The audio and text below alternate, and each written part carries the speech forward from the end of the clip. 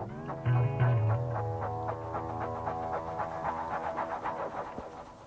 BookTube, I'm here with the I Dare You book tag. I've seen it floating about, so I decided to give it a go.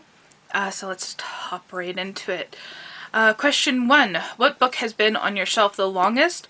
I honestly can't remember, but it might be this one, Jacob Have I Loved by Catherine Patterson. It's the only book I have with a date in it. From June 1998. I got it from my 6th grade teacher, so she's signed it there. 2. What is your current read, your last read, and the book you'll read next? So I'm currently reading 4 books, because that's the way I do it now. I'm reading Perdido Street Station by China Miéville, Midnight's Children by Salman Rushdie, The Fairy Queen by Edmund Spenser. Those are my physical books. And then I'm listening to Towers of Midnight by Robert Jordan and Brandon Sanderson. Next I plan on picking up, I guess, Things Fall Apart is one that's really nagling at me to pick it up next. And the last book I finished reading was The Polished Toe by Austen Clark. 3. What book did everyone like but you hated? This question has been asked so many times. I'm gonna go with Illuminae. I just didn't see any positivity in that book, so yeah. Or more recently, 15 Dogs, I guess you could say. Everyone seems to like it, and I'm here, you know, a little person in the corner going, no, it sucks! Okay, number 4. What book do you keep telling yourself you'll read but probably won't? Every year I have this notion that I'm going to read the whole of the Old Testament. I've already read the New Testament. That's easy stuff. The Old Testament is a little harder to get into. And I've read bits and pieces of it here, but I haven't read the whole thing back to front, and I keep getting to Leviticus and just kind of giving up at that point. So maybe I should just skip Leviticus and read the rest and then go back, maybe. I don't know. Number 5, what book are you saving for retirement? None. Firstly, because I don't think I'll ever be able to retire. And secondly, because if I am going to retire, that's still like 40 years in the future, and I'm not thinking that far ahead. So yeah, none. Number 6, last page, read it first or wait till the end. This was something I did when I was younger, but I stopped doing it because I really don't care about the end and spoiling it or whatever. It's more like the journey of getting there than the destination. We'll throw in that, you know, meaningless motivational quote. 7, acknowledgement, waste of paper and ink, or interesting aside. Whatever. It can be interesting. For example, I usually just skim them, you know, normally they're just like, oh, thank you to my wife and children and parents or whatever. But China Miéville actually acknowledged that he owes a debt to one of my favorite authors, Mervyn Peake, who did the Gormenghast trilogy. So I thought that was pretty cool. So I guess it's not a waste of ink, obviously, but it can be interesting. 8. Which book character would you switch places with? To be honest, I don't know if I could handle the anxiety of like the dangers that some characters go through in books. I thought about this a while. I was just like, no, I don't think I could do that. I don't want to do that. If forced, I guess I would say maybe like Arthur Dent in Hitchhiker's Guide to the Galaxy, but then you have to deal with like everyone you know and love being dead, but you get to travel the galaxy, so I mean, tough decision, right? Not really. Don't take offense to that. Yeah. Number 9, do you have a book that reminds you of something specific in your life?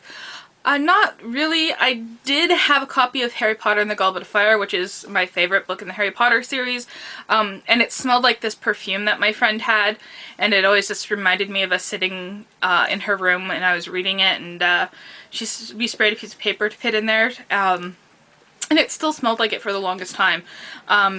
So I guess that kind of reminds me of it, but my mom has that now because she's a huge Harry Potter fan.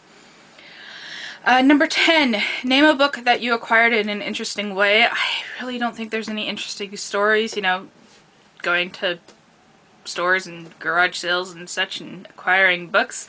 I think the most unusual way is like noticing boxes along the side of the roads that have books in them for free that you just kind of go through and pick up. Number 11, have you ever given a book away for a special reason to a special person? No. Screw you, these are my books. I know you're not going to return it, so go get your own. Or if I gift you something, but like, no, don't, these are my books. My books. Number 12, which book has been with you most places? Probably You Shall Know Our Velocity by Dave Eggers, which I first read when I was 17 and I went on a trip to Nicaragua with my school, and then I took it with me when I moved to England for a while, and it's still on my shelf, so I guess it's been to the most places with me. Number 13, any required reading you hated in high school that wasn't so bad 2 years later? No, I was one of those students who only loved a book more after like analyzing it and picking it apart and, you know, getting to know it really well. I hated Pride and Prejudice in high school. I still hate it, so my mind hasn't changed about that. And to be honest, I still have nothing but fond memories of the books that I've read in high school, and some of them are still my favorites to this day. So Lord of the Flies, Brave New World, Frankenstein, Wuthering Heights, King Lear, just, yeah. Used or brand new? Used, because it's cheaper and you really don't feel as bad, you know, marking it up or breaking the spine or doing all that kind of stuff to it. Number 15, have you ever read a Dan Brown book? No, I've read a page from one. It was making the rounds on the internet a long time ago, and I just gathered no interest from me. Number 16, have you ever seen a movie you liked more than the book? Yes. Pride and Prejudice being one. Pretty much any YA book, I'd rather watch the movie than spend time with the book. Atonement, for me, the movie was better, and Starship Troopers 1,000 times over. Don't even bother picking up the book. The movie is much, much better. Number 17, have you ever read a book that made you hungry? Anything by Anita Raubadami and her descriptions of like the fruit and of the way Indian food is prepared and the smells, that really does make me hungry. So I always have Matra Paneer on hand when I know I'm going to be reading a book set in India, because the food there just makes my mouth salivate. 18. Who is the person whose book advice you'll always take? I won't ever always take someone's advice, especially when it comes to book, because there's little nuances that are different between all of us. Even though we may have similar tastes, you know, they're not always going to align. But someone I do trust to give me good recommendations and that I'll pretty much always follow up on is my brother. And I hope that works both ways there. 19. Is there a book out of your comfort zone that you ended up loving? I don't want to think that I have a comfort zone when it comes to reading. Like, there's definitely some books that I lean more towards than others, but I think I'd like to read across a broad range of topics and genres and such, that I really don't have one thing that I consider my comfort zone.